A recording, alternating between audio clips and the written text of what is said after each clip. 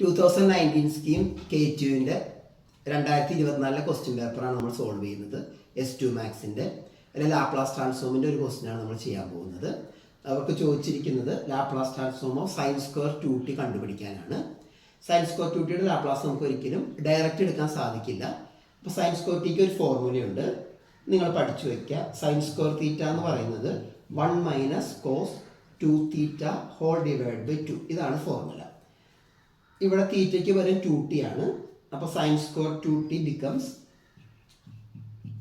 1 minus cos 4t divided by 2. നമുക്ക് ഇതിൻ്റെ Laplace transform എടുക്കാം. ഇതിൽ 1/2 കോൺസ്റ്റൻ്റ് ആണ്. 1/2 നിങ്ങൾ പുറത്തേക്ക് എടുക്കാം. 1ൻ്റെ ലാപ്ലാസ് നിങ്ങൾ പഠിച്ചു വയ്ക്കുക, 1/s ആണ്. കോസ് 80യുടെ ലാപ്ലാസ് എന്ന് പറയുന്നത് s/s² പ്ലസ് a² ആണ്. എയുടെ വാല്യൂ ഇവിടെ 4 ആണ്.